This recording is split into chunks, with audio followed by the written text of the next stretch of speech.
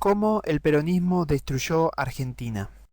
Juan Domingo Perón fue un dictador fundador del Partido Justicialista, que gobernó Argentina desde 1946 hasta 1955, y luego nuevamente desde 1973 hasta 1974, año de su muerte.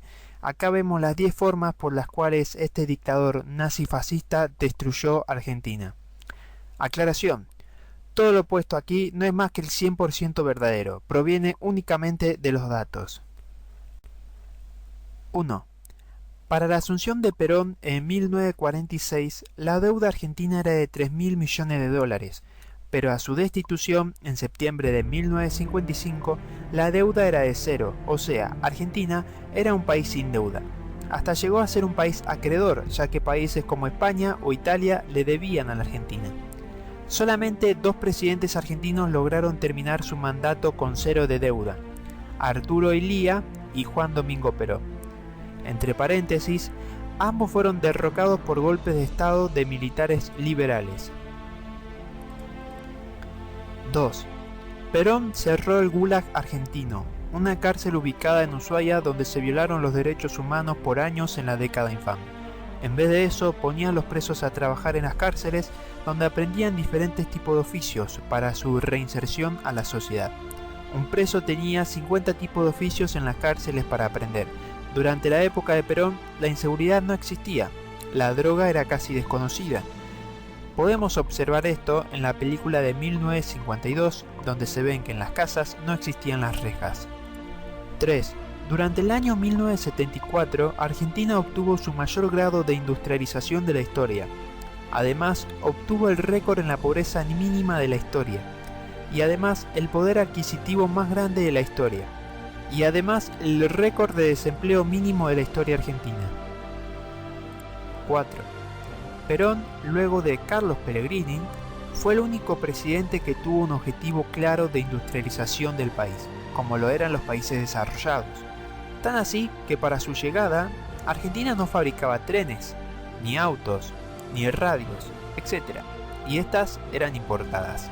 Pero hacia el golpe de 1955, en Argentina se fabricaban radios, aviones, barcos, heladeras, todas las ropas, licuadoras, motos y hasta algunos tipos de autos. Por ejemplo, el justicialista. 5. Argentina tuvo un gran fomento del deporte, orquestado por Perón, donde se construyeron miles de clubes en el país. En los Panamericanos de 1951 fue el único Panamericano de la historia donde Argentina fue el país que más medallas olímpicas ganó. Además, Argentina fue campeón del Mundial del Básquetbol, etc. 6. Durante el periodo de 1946 a 1955, en el país se construyeron más de 500.000 casas, 8.000 escuelas y 5.000 hospitales. Ni antes ni después de Perón se construyeron tantas escuelas y un sinfín de obras de infraestructura. 7. Perón erradicó enfermedades que asolaban el norte del país. Disminuyó drásticamente la tuberculosis, llevando trenes, médicos y documentos a toda la gente del país. 8. El gobierno justicialista prohibió la usura, o sea, los préstamos con intereses, al igual que lo hizo la Iglesia Católica durante la Edad Media. En cambio, el gobierno entregaba créditos baratos para la industria o préstamos para comprar casas a cómodas cuotas. 9.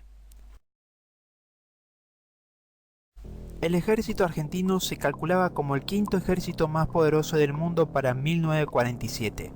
Argentina contó con el tercer avión a reacción del mundo, quien fue el primer avión en llegar a los 1000 km por hora, el Pulqui 1 y Pulqui 2, construidos por los inmigrantes de la Alemania nacionalsocialista. Además, Argentina contó con el tercer proyecto nuclear del mundo, posicionándose en el mismo lugar que la Unión Soviética y los Estados Unidos. 10.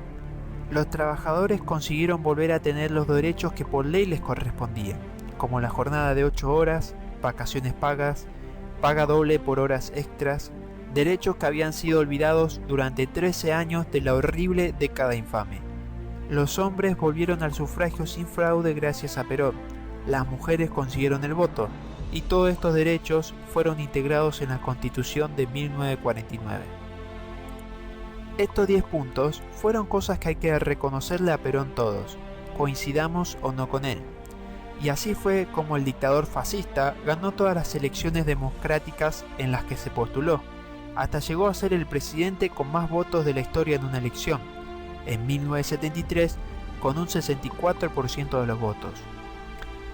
Pero ojo, no hay que confundir ciertos políticos que usan el nombre de Perón para atraer votos, pero que de peronismo no entienden nada. Por eso los sabios dicen, el peronismo murió con Perón.